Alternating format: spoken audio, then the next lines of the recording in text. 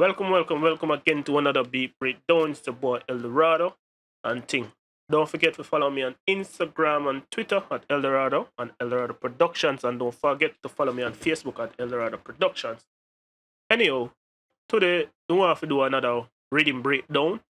It's a Shaney type beat and thing me just come up with, and it's alright. We don't share with another thing. Anyways, uh, let's get down in the beat breakdown and thing. Have you ever needed some unique drum samples for your dancehall productions? Or maybe want to have some 90s style sounding drums for your modern productions? Eldorado Dancehall Hits Kids Volume Number 2 have the right stuff for you. Carefully designed, picked and shaped for all your drum grooves. Plus enhanced right to fit in your rhythm productions. You can order yours today at eldoradoproductions.tk.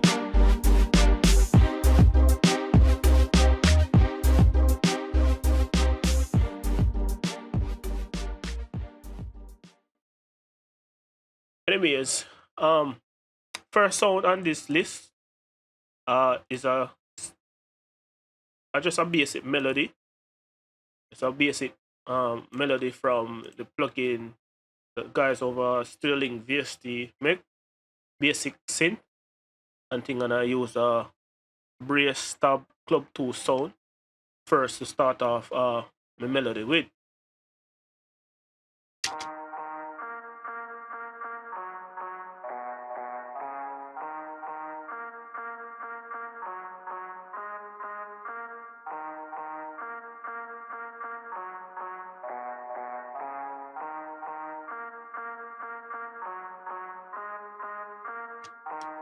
Alright, so what I did, I play mostly on black notes. I think it's in the key of D sharp minor I was playing in, and uh, play this first melody here.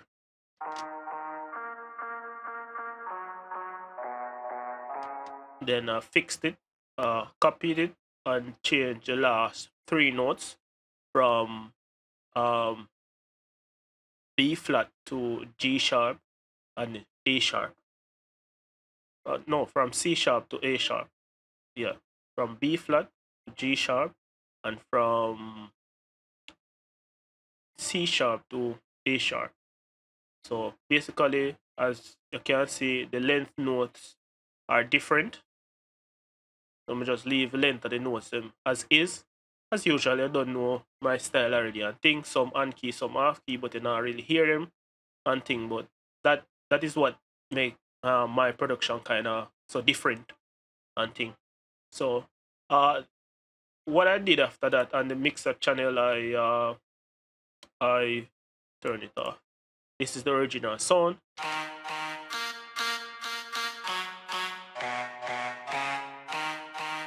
First, I EQ'd it to get the low mids, most of the low mids.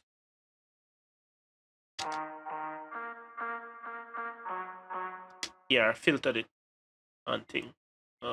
Take out these things. So you can see the filter. That is the filter on it. The sunset type filter and thing. After that, I add a radiator to it to give it an amp effect. So I pushed it and pulled it 100% wet and boost some trebles on it, and the noise clean, and basically everything else as is.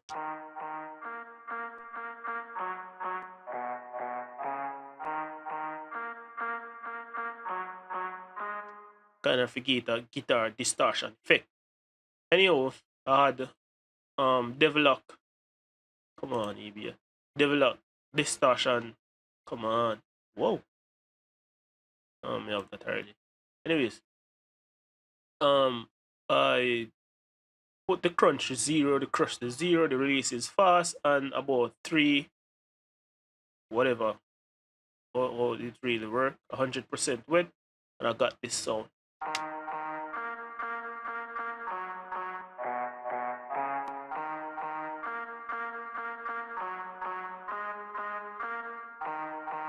It got even more fuzzy, and really more dark. It got more dark and really fuzzy. shaping out when we really need it. And after that, added another EQ again because I was getting some high buzz that I didn't really need, as I can listen it again.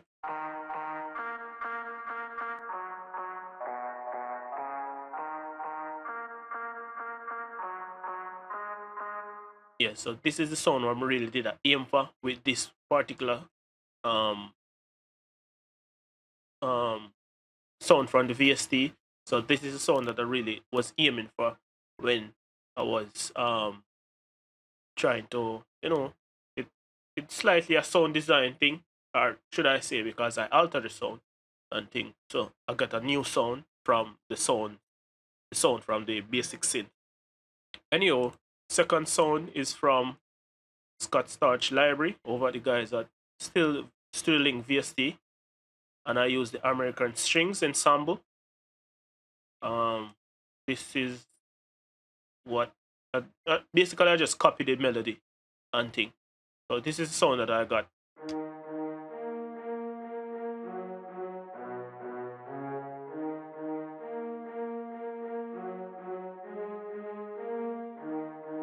All right, so basically I did some shaping to this sound. What I did, I EQ'd it to get the low mids in the sound. So this is what the sound originally.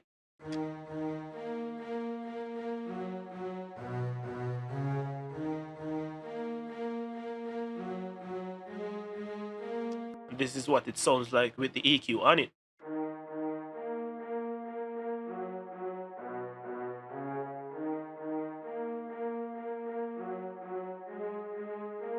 So I did some shaping with um that sound also. Just a basic EQ sunset curve and thing. Third sound that I had on this particular beat, it's sort of massive, but I copied the same melody progression and I paste it in, but delete the melody and turn it into, it is not fully a chord, but more likely I would say this is a pad progression. You know, the three notes make a chord, but I would more like call this a pad. But if you want to call it a chord, fine and thing. So I was playing in the same thing. Come on, but me just extend the notes and thing. So this is it's a sound from Massive, as I tell you. Um, from which library did I use? Bank. I think I think it was Urban Arsenal Bank in the Parade or Paderborn, whatever that how that is pronounced. I think it's Paderborn, something like that. But anyhow it pronounced, whatever. It was that sound I particularly used and got this sound.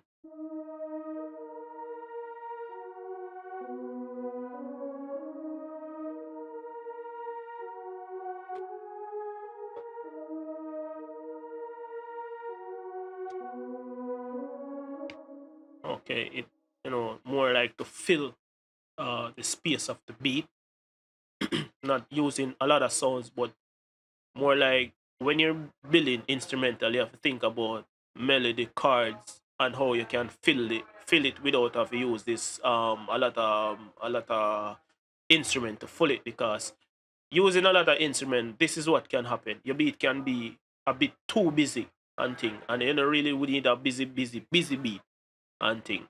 So you need a beat where you have everything, or you can really hear everything and leave space for the vocal, because adding a lot of instrument can make you busy, your mix even busy, because I've mixed for a lot of people, I've mixed for myself with production. I mean, I do one thing, but I mean, I really don't like a busy instrumental like I did back in the day, because really and truly it's really hard to mix a busy instrumental and trying your best to really fit the vocals in it as best as possible can.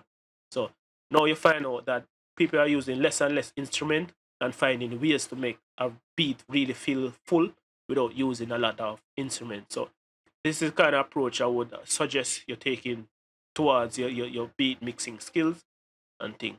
So moving on, I have another sound from Nexus. basically I copy the melody, and this is what I have.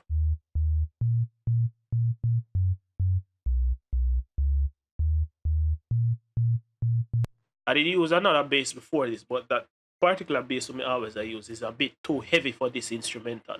And me really need a bass where me can really hear or feel the movement as transparent as possible.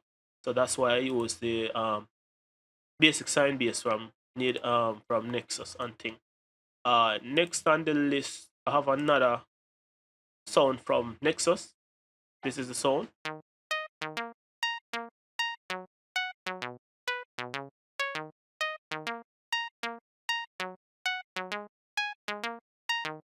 All right, so basically this sound is from it's arpeggiated sound. Uh, Originally it sound like this. Originally,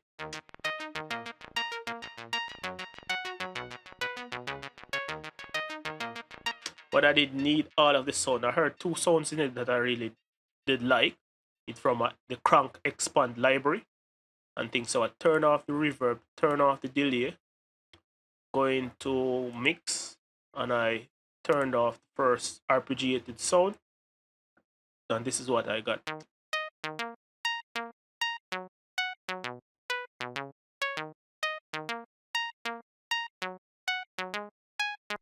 So that was the sound that I was aiming for.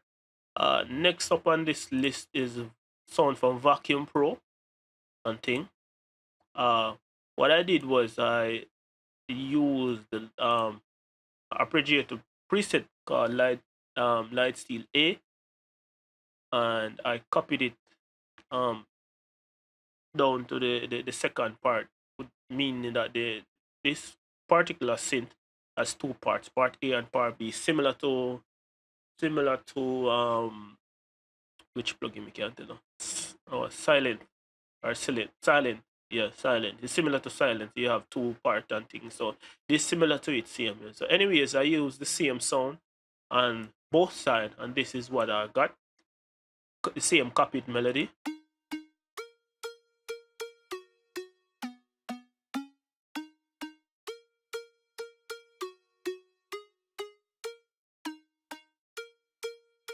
Yeah, very clean sound.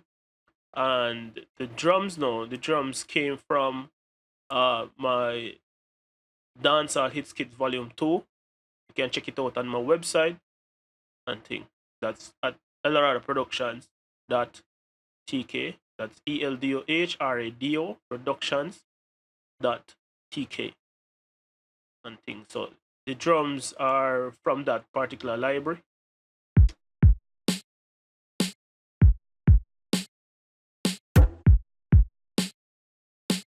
Uh, so we have the eerie kick, percussion. No, the percussion. Yeah, it's a percussion and a snare sound, a box snare sound from the early 90s.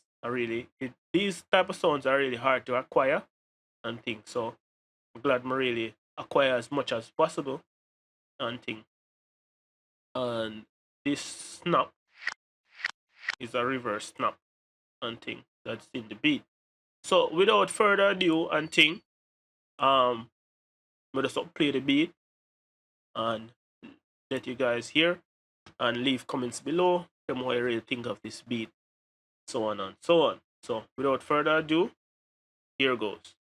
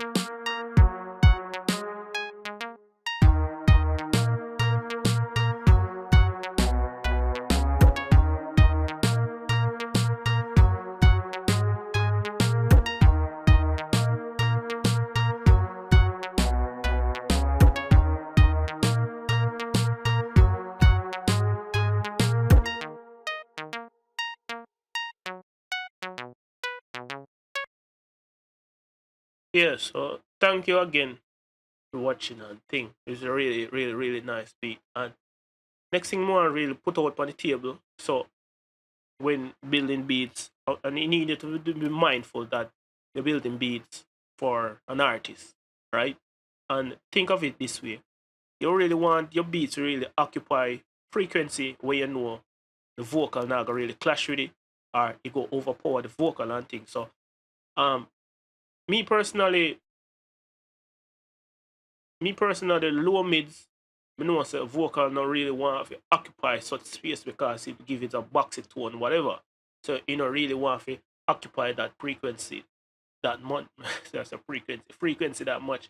But me know say like in the presence of the vocal like up in the 2-3K range and them thing, them know say vocal really want to occupy space like those and probably up in the high frequencies vocal really want to really occupy. So really have to be mindful of the type of instrument, not because it sounds good enough, it necessarily means of why, you know, put it there, whatever. Because the end idea, artists are go voice for your beat, or probably commercial or dub plate or whatever. You see, it'll go voice on the rhythm and things. So at the end of the day, you really have to be mindful of the type of sounds that you really use. And you have to be really mindful of the frequency where you really want to full up and things. So I personally know say alright, vocal don't really want to occupy a certain frequency. Or you always cut that frequency whenever you mix vocal and the beat and things. So um you know say alright, me can really use this frequency, me know say alright, me do always a cut out. Me know say me can use that there so and so forth. So you really have to be mindful of the sound and mindful how busy you make your instrumental beat because a very a very busy instrumental is very hard to mix because there are sounds you really have to go make sacrifice certain space because you really need some sounds to be dominant than others. So same sounds more time share the same frequency range and think why my S's are so loud. Uh here's some that here's some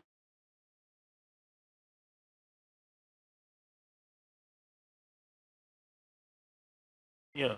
S's S S's are too loud. So alright, so that's supposed to can help it. Anyways, but I was as I was saying, the you have to be mindful of the frequencies you make your instrument really occupy. So bear in mind when making instrumental and thing, bear in mind the type of sound and how busy you really make your beats really be. Because a mix can be very busy and mix good, but then again, some instrument demands space. So if it's not an instrument where demands space and thing like that, you can really you can really just say no, you can really add more instruments to your mix and thing. Because you don't really want the artist to get thrown off because the mix busy and thing. So until next time for our next tutorial or next reading breakdown and thing, it's about Eldorado. Don't forget to follow me on Instagram at Eldorado Productions, on Twitter at Eldorado, and on Facebook at Eldorado Productions. And we have a WhatsApp group. It's a small community with the people and thing, artists, beat makers, producers, promoters, and things. So until next time, selectors, whatever, you know. Until next time, you don't know Eldorado Day and thing. Peace out.